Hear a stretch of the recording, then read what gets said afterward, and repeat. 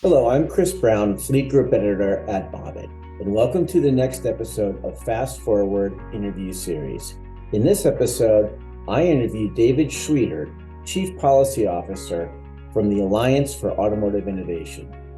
David breaks down the Inflation Reduction Act as it relates to tax credits for EV leases and purchases.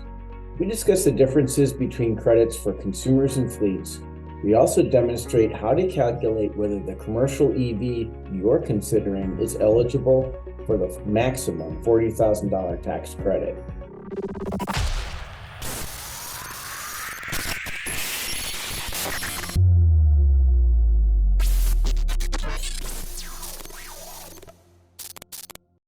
Okay, well, we're here with David Schwietert. He's Chief Policy Officer at the Alliance for Automotive Innovation. Dave, welcome. Thanks so much, Chris. Well, it's great to be here today. And as you said, I'm the Chief Policy Officer with the Alliance for Automotive Innovation, a trade association based in Washington, D.C., with offices across the country. But we represent a cross-section of not only automakers, but also tier one suppliers, tech companies, and mobility companies that are obviously advancing the interests of a cleaner, safer, smarter transportation future. And just to give you a sense of our size, our 43 members, including automakers, represent nearly all of the vehicles produced and sold in the United States. Okay, great. Well, today we're going to be talking about tax incentives as they relate to electric vehicles. There's rulemaking on the consumer side, and there's rulemaking for our fleet audience. It's called 30D and 45W. Hey, we don't want to get too far in the weeds on the exact rulemaking because we will have slides that you guys can see and pause and access. But let's just, if you could just describe the difference between 30D and 45W. Sure. Thanks, Chris. Well, basically, as a result of the Inflation Reduction Act that was signed into law last August, there's a variety of new programs that are really trying to, both on the manufacturing side as well as on the consumer side, incentivize the sale or lease of clean vehicles, including electric vehicles, fuel cell vehicles, and the like. So the biggest difference is that the 30D, the previous tax credit that was available for individuals, still exists, but it's really been modified. It includes a whole host of provisions, whether they're content requirements, MSRP limits, North American assembly, those type of things that really restrict usage. Currently, there's about 86 vehicles that are plug-in electric, battery electric, or fuel cell on the light duty side that are available for consumers. But under the 30D program, with the administration's updates so far this year, I count about 37 vehicles that are eligible for the 30D credit because of things like North American assembly and other requirements. Okay, and then let's get into the differences with leasing, because that's obviously very material to our audience. Sure. No, that's great, Chris. And it's important to keep in mind both the 30D program for individuals can be used for purchases and leases. But then, Chris, I know, with your audience, there's a lot of, confusion or uncertainty about the other provision in the Inflation Reduction Act, what is known as the Clean Commercial Vehicle Credit. And that one is regularly referred to as 45W. Unlike 30D, 45W is both for vehicles below 14,000 gross vehicle weight, as well as vehicles above 14,000 gross vehicle weight. So again, it's for vehicles that are either purchased or leased by eligible taxpayers. And really, it's trying to further the availability and use of these vehicles across the country. Sure. Okay. And I mean, just to circle back around on the what is that sourcing requirement or purchase requirement? It's a little bit easier for 45W compared to 30D, correct?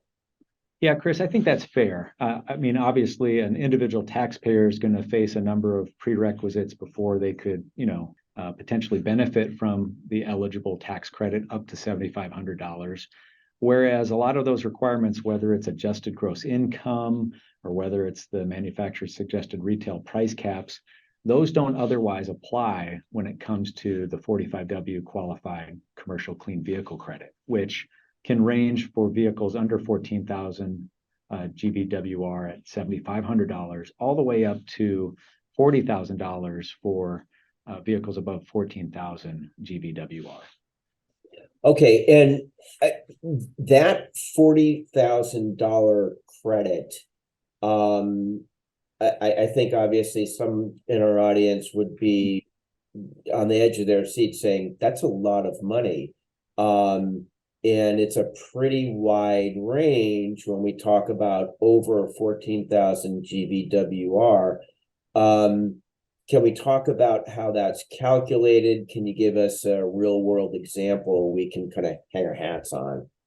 Sure. Well, a classic example, I'll start on the light duty side. So vehicles under 14,000 GVWR, you have to have at least a minimum 7 kilowatt hour battery.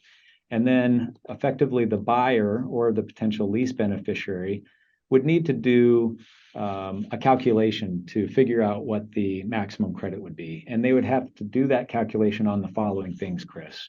They would have to effectively do a percent of basis test. For a battery electric vehicle or a fuel cell vehicle, it would be 30% of the basis or the lesser of the incremental cost between that vehicle and a comparable internal combustion. Yeah, and so the basis is certainly just, I mean, the MSRP of the vehicle or the purchase price of the vehicle. Yeah, I think that's a good way to look at it. So, okay, presuming a vehicle cost X, you would multiply that final price by 30%, and you would either use that value or the lesser of the incremental cost of that particular BEV or fuel cell vehicle with its comparable internal combustion engine vehicle. And that would allow an individual below 14,000 GVWR to get upwards of $7,500 in a tax credit for that. Now, in the same light duty example, for your viewers or audience, that's important because they might not necessarily be the taxpayer, but they might be the end user from a fleet standpoint. So we believe that there's obviously a lot of potential when it comes to the 45W credit because it might enable a fleet to effectively realize the savings that would be witnessed because either the taxpayer, the bank, the credit arm, whatever, would effectively pass along that savings as a result of a lower lease payment for that fleet owner over that period of time. So, Chris, does that help in terms of, at least on the light duty side, knowing it gets a little bit more complicated on the medium and heavy duty, knowing that credit, those similar tests apply, but the credit can go all the way up to $40,000? Yeah, and I just wanted to drill down on that $40,000. Like I said, I mean, like if we're talking, what a class 4 electric box truck compared to a class 8 tractor, that's going to be a big difference in price. But that's not necessarily to say that both are going to be able to take advantage of $40,000. Again, if we could just run through a real world example, let's say, and how they're calculating that, how the government is calculating that. Sure, and I know that you'll have access to some of the documents that the federal government has passed along through a Department of Energy survey report. But basically, I think let's stick with the class 4 to 6 box truck. I think they have calculated that the average cost for a BEV box truck would be around $34,500 in terms of the price differential. And then when it comes to a fuel cell, upwards of $41,000 price differential. So those values would be the calculation to determine, upwards of $40,000 what would be eligible. But I think folks can quickly see the benefit, certainly above 14,000 GVWR of what the potential benefit is, either them buying the vehicle outright or potentially leasing it in terms of calculating what that benefit might look like. Sure. And we had talked earlier about just sort of an example. We kind of ran the numbers where an average price, just say class 4 to 6 box truck in the $70,000 range, and the incremental cost to the EV would bring that price of what the calculation is with the government of $105,000. And based on that spread, you can calculate what your incentive would be, and it comes out to 32,000 or something like that. Is that? Yeah, that's pretty close, Chris. It's around 34,500 in terms of that spread. So that would be, what you would use to determine the lesser of those two things we talked about, the basis test, the 30% basis difference, and then of course the incremental cost, the cost differential between a comparable ICE box truck. And then, basically based on those two comparisons, you'd get the lesser of the two capped at $40,000.